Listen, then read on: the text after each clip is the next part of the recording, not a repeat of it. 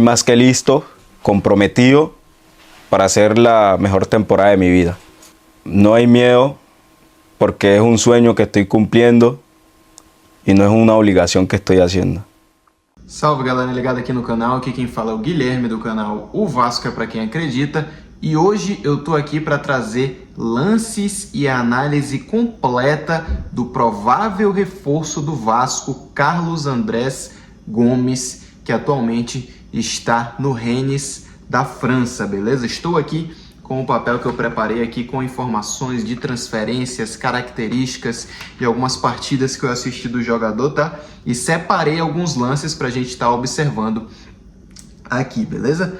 Não sei se eu vou conseguir colocar os lances que eu quero por conta do copyright, mas de qualquer maneira eu vou estar passando as informações aqui para vocês, tá? Então já verifique sua inscrição, deixe o seu like, porque se tem contratação do Vasco, tem análise aqui no canal. Então, sem mais enrolação, vamos para o vídeo. Então vamos lá, pessoal. Como sempre, começando aqui com algumas informações pessoais do atleta, tá? Ele é colombiano, tem 22 anos, nascido em 2002, tá? É destro, tem 1,71 de altura e 55 quilos, ou seja, é um jogador que a gente pode estar esperando aí muita agilidade dentro de campo. Ele pode jogar em ambas as pontas, tá? Pode cair ali pela esquerda e pode cair pela direita, que é a parte do campo ali que ele mais teve destaque no decorrer da sua carreira, tá? Tem passagens pelo Milionários da Colômbia, que foi aonde ele apareceu para o futebol. Depois foi vendido ao Salt Lake da MLS, tá? Um time ali da Liga Americana. E atualmente ele joga na Liga Francesa aí, no Rennes, tá bom? Agora vamos aqui para alguns números dele nessa temporada de 2024 e 2025, tá bom? Que é a temporada mais atual do atleta. Ele atuou em 19 jogos e foi titular em apenas 2 desses jogos, tá bom? Marcou 3 gols, não deu nenhuma assistência, 3 passes chaves ali para a finalização de companheiros, 11,2 perdas na posse a cada 90 minutos, que é um número que eu acho aí que não é tão alto, tendo em vista que ele é um ponta que arrisca bastante, que vai muito para cima. Não acho que é um número baixo, mas também não acho que é um número tão alto, tá? 71% de acerto nos passes, que para um ponta com as características que ele tem, me surpreendeu bastante. E ele atuou os 90 minutos aí em apenas uma partida dessas 19, tá? O que é um número preocupante, tá? Porque tendo em vista a intensidade do Campeonato Brasileiro, as necessidades do Vasco, é um jogador que chega aí sem tanto tempo de jogo e isso me preocupa um pouco, tá? A última partida dele foi no dia 17 de maio desse ano, ou seja, em um pouco menos de 3 meses atrás, tá? Agora vamos aí para alguns detalhes da contratação, tá? Lembrando que essas informações que eu vou passar aqui para vocês foram baseadas no Globo Esporte, tá? Que noticiou já esse quase fechamento do Vasco com o atleta, e com o Lucas Pedrosa, que trabalha aí na SBT do Rio de Janeiro e também é setorista do Vasco, tá? O empréstimo do atleta vai até a Copa do Mundo de 2026, tá? E o Vasco vai estar pagando aí menos de 1 milhão de euros pelo empréstimo. As metas da negociação são controláveis, tá? Caso o jogador não renda, o Vasco tem esse respaldo aí de o jogador voltar para o clube sem o Vasco ter uma obrigação de compra ou sem o Vasco ter que pagar alguma coisa, mesmo que esse atleta não tenha rendido, tá? E a idade do atleta e o Fernando Diniz, que é o treinador do Vasco, foram cruciais para o fechamento, tá? Eu sei que o Vasco tem uma opção de compra nessa negociação, mas até o momento que esse vídeo tá saindo aqui, ninguém noticiou ainda sobre isso, tá? Por isso que eu não trouxe aqui para vocês. Em relação a lesões, em 2024 o atleta ficou 14 dias fora, tá? E em 2025, 50 dias fora por conta de 2 lesões, tá? Uma no tornozelo e uma muscular. É um histórico de lesões que não é preocupante, na minha opinião. É um jogador de ponta, que é um jogador que joga aberto ali pelas beiradas do campo, de muita correria, de muita potência, de muita exigência física. E eu acho que essas lesões não são parâmetro para a gente estar falando se é um jogador que vai se lesionar, se é um jogador que chega saudável. Até o momento, não é um jogador que ligou o alerta ali para lesões na sua carreira, tá? Em relação às características do atleta, tá? Pelo que eu pude observar, é mais ou menos o seguinte.